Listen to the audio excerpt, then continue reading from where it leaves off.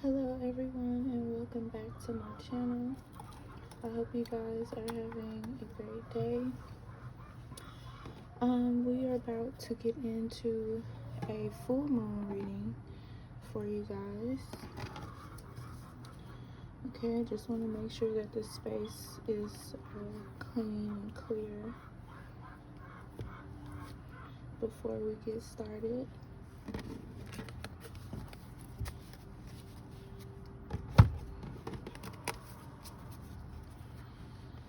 Alright, this reading is for sun, moon, and rising placements.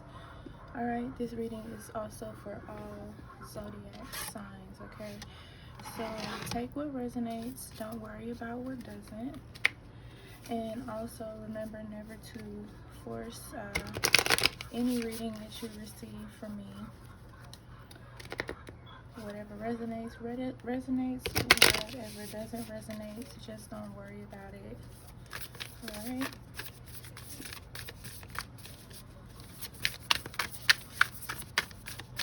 So let's see what you guys need to know.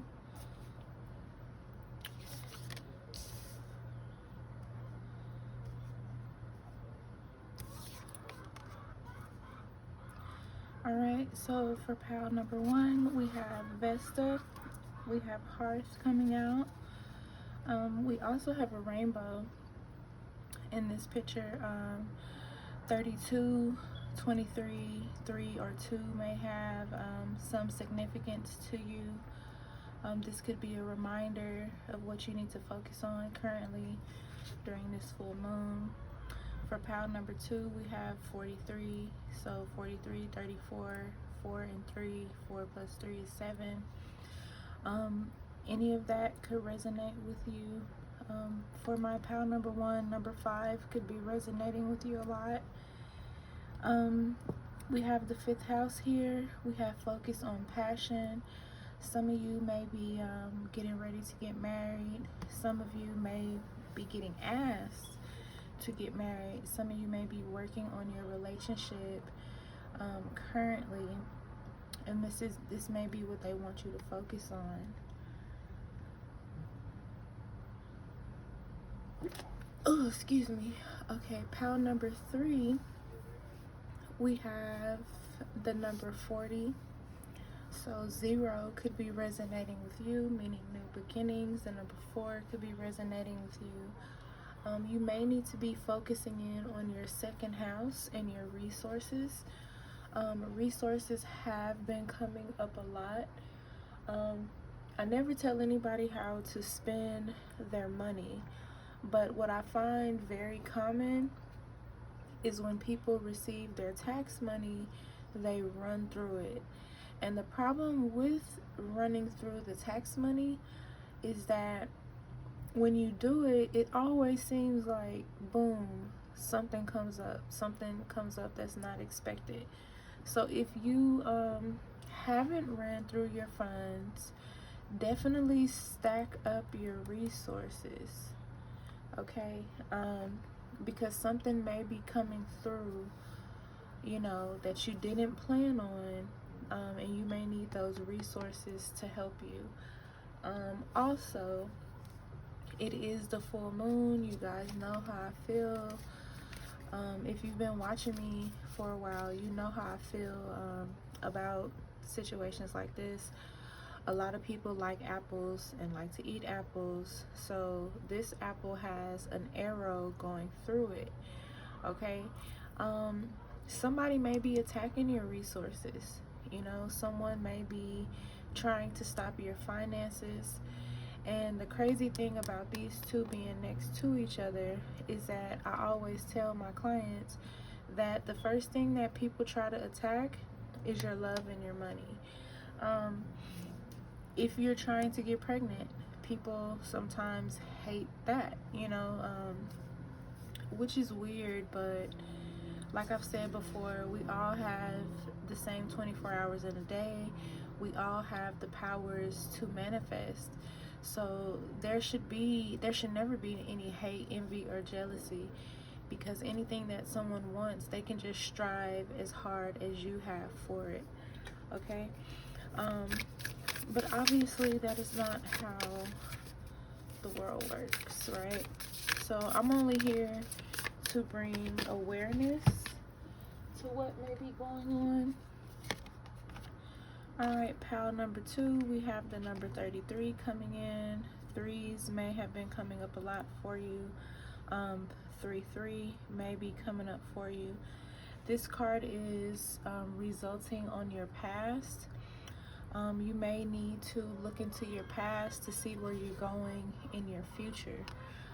You may need to look to your ancestors' past to see what it is that you need to work on currently as a descendant.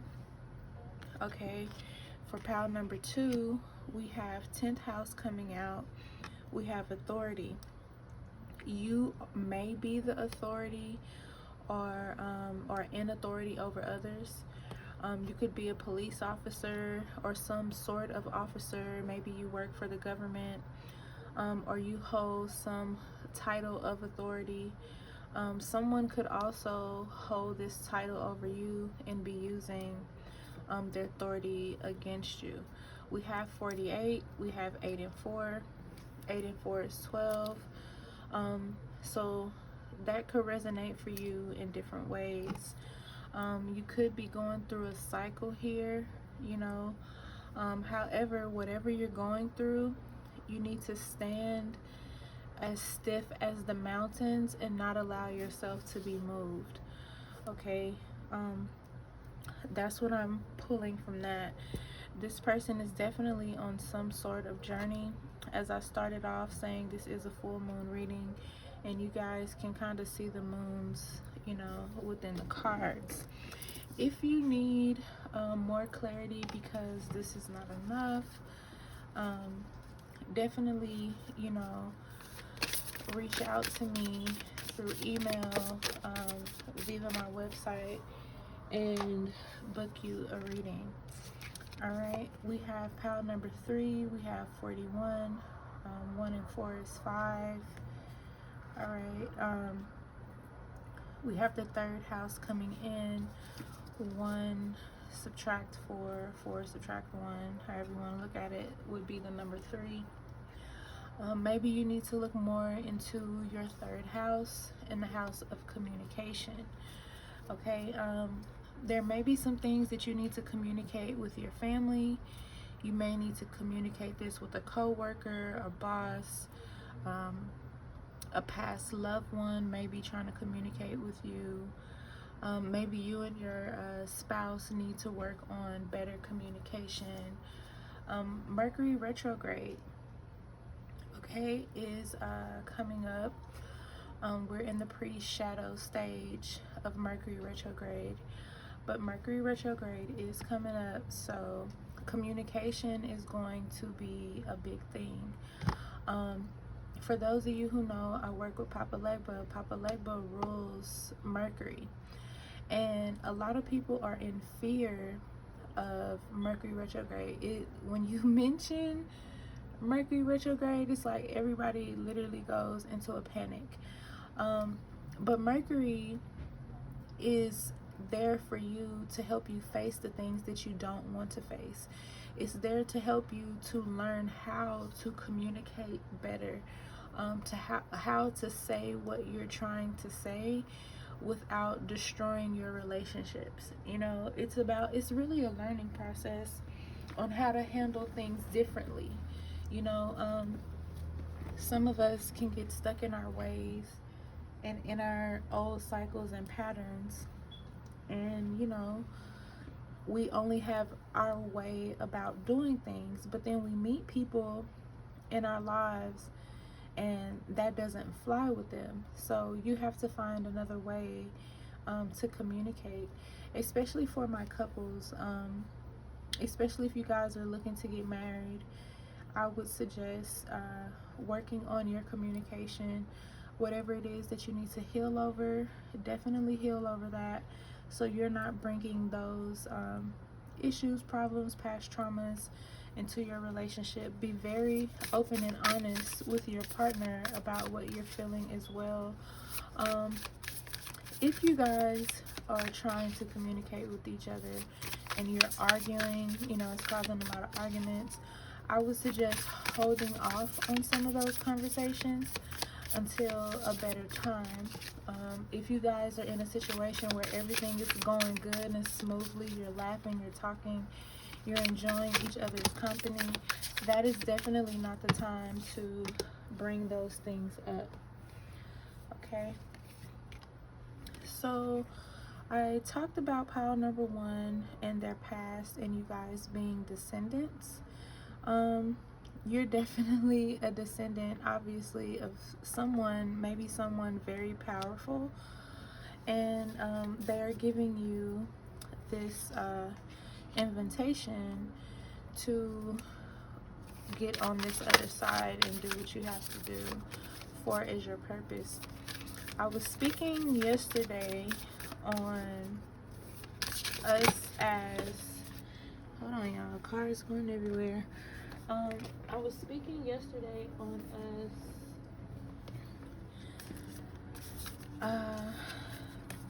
us being descendants of our ancestors and what that entails, okay? So, and then we have Cancer at the bottom of the deck, and we have 8 and 4, which is 12. So that may resonate for somebody, especially pile number 2. You could be a Cancer or have Cancer placements. But when we are descendants, right, we have a job to do. All right, so I want you guys to look at this wheel. All right, you can say this is where your generation, your ancestry started, right? However, as generations carry on and on and on, everybody's not able to complete what they need to complete within their cycle, right? When we're dealing with tarot, the numbers go up to number 10, right? And we have 3 and 7 here. 3 and 7 is 10. So everyone is not able to complete their cycle. But as you see, these, shapes here, they kind of overlap the normal cycle. And this is because what they're not able to finish, we have to finish.